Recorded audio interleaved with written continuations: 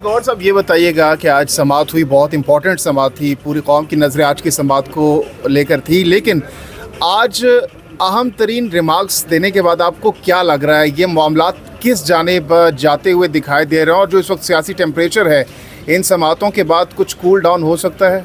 मैं ये समझता हूँ, देखिए समात जैसे भी हो, पॉलिटिकल मामलात होते हैं, इसमें डायलॉग होने चाहिए। मामलात इससे बढ़कर कहाँ तक जाए। पॉलिटिकल लीडरशिप भी जेल में है। डॉलर वो पहले कह रहा था 200 क्रॉस करेगा, 300 भी क्रॉस कर गया। इकानमी इतनी डूब गई, किसी को फिक्र नहीं है। बेहतर यही है कि आपस में मिल बैठ के आवाम की खातिर, कॉन्स्टिट्यूशन की खातिर, डेमोक्रेसी की खातिर इसका कोई हल निकालें। लेकिन अपने ही पीटीआई के लीडरान छोड़कर जा रहे हैं, तो ये तो इमरान खान के लिए एक बहुत बड़ा धचका नहीं है आपके ख्याल में पीटीआई के लिए? बिलखुसूस देखो, टफ सिचुएशन ज़रूर है और लोग जा रहे हैं, लोगों पे प्रेशर होता है बाज़ औक़ात, लेकिन इंशाल्लाह ताला ये सारे इस नज़रिए के साथ है, ये फिर वापस आएंगे। तो खान साहब को लेना चाहिए, एक सेकंड, खान साहब को क्या वापस लेना चाहिए ऐसे लोगों को जो कि मुश्किल वक्त में खान साहब को छोड़ रहे हैं, पीटीआई को छोड़ रहे हैं? पीक्स एंड पर्क्स इंजॉय की इन्होंने, मिनिस्ट्रीज इंजॉय की, और अब जब मुश्किल वक्त है तो जा रहे हैं। मुख्तलिफ किस्म के लोग होते हैं। अगर आप देखें, जिस तरह मैंने खुद पर्सनली सुना है चौहान की, वो कुछ ऐसे हैं जो वापस लेने वाले नहीं है, बाकी ऐसा है कि वो वापस लेने वाले। चौधरी के बारे में क्या ख्याल है?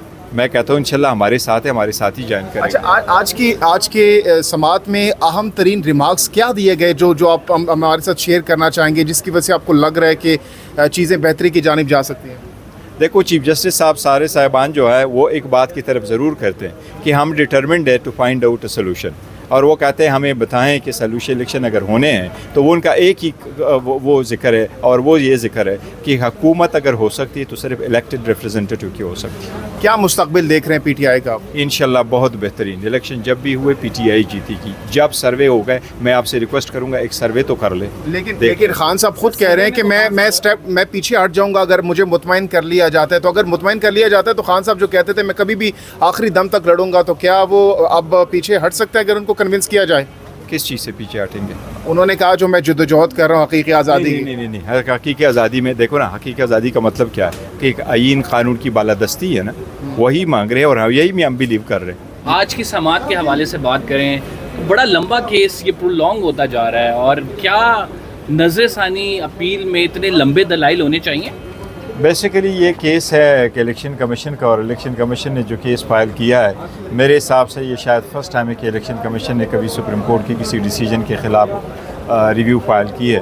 हाल दो रिव्यू का स्कोप बहुत लिमिटेड है, और बारहा सुप्रीम कोर्ट कह चुकी है कि रिव्यू में हम री हेयरिंग नहीं करते। आप उन पॉइंट्स को आर्गू करते जो आप पहले से उठा चुके हो, जिस पे सुप्रीम कोर्ट ने फ़ैसला दिया हो, या सुप्रीम कोर्ट ने उसको फ़ैसला देते वक्त कोई गलती की हो, और वो गलती इस तरह की हो कि वो एरर ऐसा हो बिल्कुल on the face of record हो, वही सुप्रीम कोर्ट ने या तो फैक्चुअली ना देखा हो, या कि आईन और कानून की किसी प्रोविज़न की तशरीह सही ना की हो, या अपने किसी जजमेंट को कंसिडर ना किया हो। ये जो रिव्यू है उसके पैरामीटर्स है, इसलिए इसके हमेशा से यूजुअली एक या दूसरे दिन इसकी हेयरिंग कंक्लूड हो जाती है। अगर आप इवन मुशर्रफ की रिव्यू का भी देख लें, एनआरओ के भी देख लें, वो भी एक एक दो दिन चले थे। आप कोई नए पॉइंट्स ये उठा रहे हैं, और इस वक्त तक तो जितना भी तस्करा वो कर रहे हैं, ये तीसरा दिन है, तो केस ला पे भी वो रिलाई कर रहे हैं। उसका ज़्यादातर ये है कि जी आप इसका स्कोप बढ़ाएं, और जज साहिबान उनको बारहा यही बावर करवा रहे हैं कि चूँकि आपकी पॉइंट अगर हम एक्सेप्ट कर ले तो इसका मतलब ये होगा कि हमने तो जो 70 साल का हमारा कानून रहा है इस पॉइंट पे,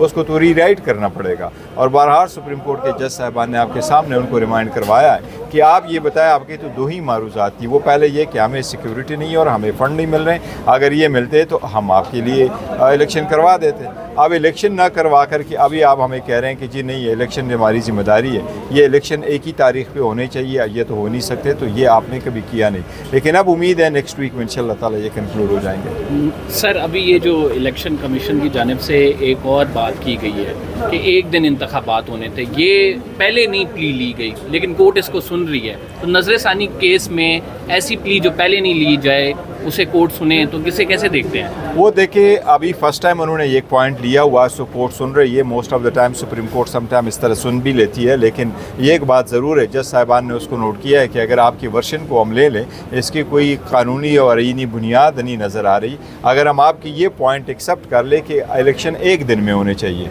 इसका मतलब है कि जब तक 4 वज़ीर-ए-आला और वज़ीर-ए-आज़म इकट्ठे ना हो जाए, असम्बली डिज़ॉल्व नहीं हो सकती। अगर आप देखें, लेट्स सपोज एक वज़ीर-ए-आला है, वो नो कॉन्फिडेंस मोशन, वो कॉन्फिडेंस वोट हार जाता है और वो असम्बली डिज़ॉल्व होनी है, इवन दिन वो असम्बली डिज़ॉल्व नहीं होगी।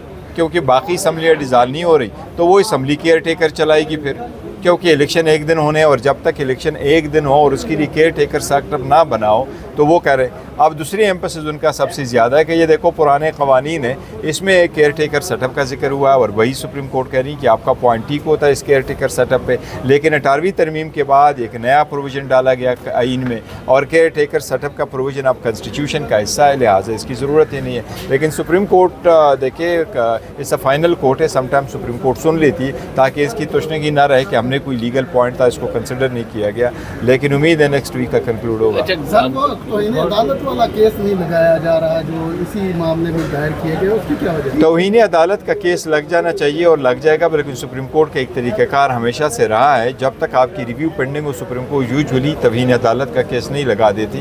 یہ پہلے بھی ایسا ہوا تھا، سپریم کورٹ جب آپ کی ریویو ڈسمس کر دیتی ہیں اس کا مطلب ہے کہ وہ جو آرڈر ہے وہ فائنل ہو گیا، اب اس فائنل آرڈر کے خلاف پھر آپ کنٹیمپٹ میں جاتے ہیں۔ تو سر یہ جو ریویو پیٹیشن ہے اسے سن کے توہین کی طرف جا سکتے ہیں یا صرف ریویو پہ ہی فیصلے تک؟ دیکھیں یہ تو توہین پہ جانے کے لیے سپریم کورٹ کی ثوابدید ہے جائیں کہ نہ جائیں، لیکن سپریم کورٹ نے اگر ریویو ڈسمس کر لیا اور الاؤ نہیں کیا، ان کے پوائنٹ سے ایگری نہیں کیا، تو سپریم کورٹ کا 1 مارچ کا آرڈر بھی برقرار ہے، 4 اپریل کا بھی برقرار ہے، 10 اپریل کی جو ڈیڈ لائن دے گی وہ بھی، 17 اپریل کی جو ڈیٹ آئی تھی وہ بھی، 19 اپریل کا جو آرڈر آیا تھا وہ بھی، جو ڈیڈ لائن 27 اپریل کی دی تھی، یہ سارے آرڈر پر انٹیکٹ ہے اور یہ سارے آرڈر وائلیٹ ہو چکے ہیں۔ پھر سپریم کورٹ کی ثوابدید ہے کہ سپریم کورٹ اپنے آرڈر کو کیا امپلیمنٹ کرتی ہے۔ ٹائم تو زیادہ گزر گیا، اب امپلیمنٹیشن کا کتنا ایک ہوگا، لیکن اگر امپلیمنٹ نہیں کرتی اس کا مطلب ہرگز یہ نہیں ہے کہ آرڈر وائلیٹ نہیں ہوا، اور اگر اتنے اسٹیٹس پہ وائلیٹ ہو جائے یہ سپریم کورٹ کی ثوابدید ہے کہ کس طرح ان کو پروسیڈ کرے کہ نہ۔ وائلیشن میں پرائم منسٹر کے پاس ہی معاملہ ہے۔ دیکھیں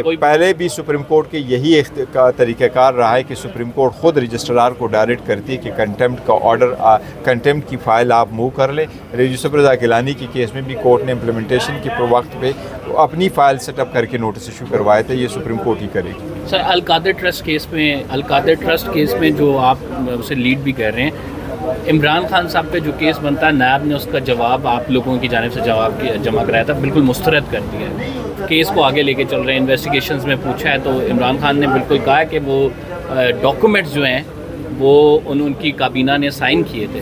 تو سر کیس ہی یہ ہے کہ بیسیکلی آپ نے اٹھا کے ملک ریاض کو پیسے دے دیے؟ نہیں ایسا نہیں ہے، بیسیکلی یہ میں آپ کو بتاؤں اس میں فیکچوئل سچویشن ہے، اگر نیب ڈسمس کرتی ہے تو انویسٹیگیشن کا سٹیج ہے، ان کا رائٹ ہے جو ایسے کرنا چاہے، لیکن میں آپ کو بتاؤں یہ بڑا سمپل ایشو ہے۔ یہ جو پیسے گئے تھے 2007 میں کر لیا گیا تھا، الیکشن جو یو کے کا قانون ہے اس کے مطابق یہ تھا کہ اگر آپ پیسے ثابت نہ کر سکے یہ کس طریقے سے آئیں سو وہ پیسے واپس اس جگہ جائیں گے جہاں سے یہ ٹرانزیکشن آئی ہے۔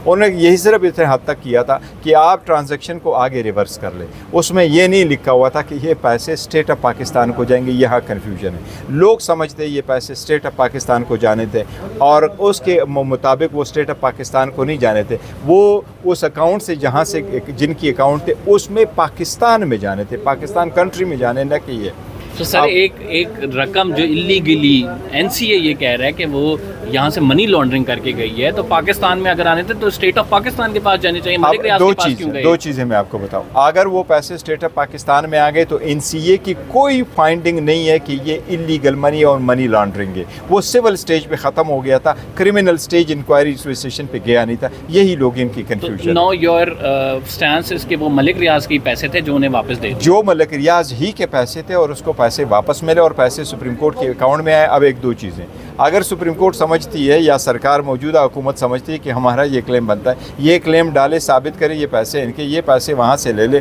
ملک ریاض اپنے باقی پیسے جمع کر لے گا۔ تو القادر ٹرسٹ کی وہ جو زمین اور القادر ٹرسٹ کی جو زمین ہے جو انہوں نے الاٹ کی اس کی 2-3 ڈیٹیں ضرور لکھیں۔ القادر ٹرسٹ یونیورسٹی کو زمین پہلے الاٹ ہو چکی تھی، القادر یونیورسٹی کا سنگ بنیاد رکھا گیا تھا مئی 2019 میں، جبکہ یہ تو اس کی بعد کے پیسے اور بعد کے آئے ہوئے ہیں، اور اس میں خان صاحب صرف ٹرسٹی ہے۔ Thank you sir. کوئی اپلیکیشن آپ لوگوں نے سبمٹ کی یا پھر پٹیشن کی تحریک انصاف کی جو گرفتار کارکنان ہیں اس کو رہا کیا جائے، تو اس حوالے سے کچھ پیش رفت ہے؟ اچھا یہی ہمارا مشن ہے انشاءاللہ۔ سر سروے یہی بتاتے ہیں کہ پی ٹی آئی مقبول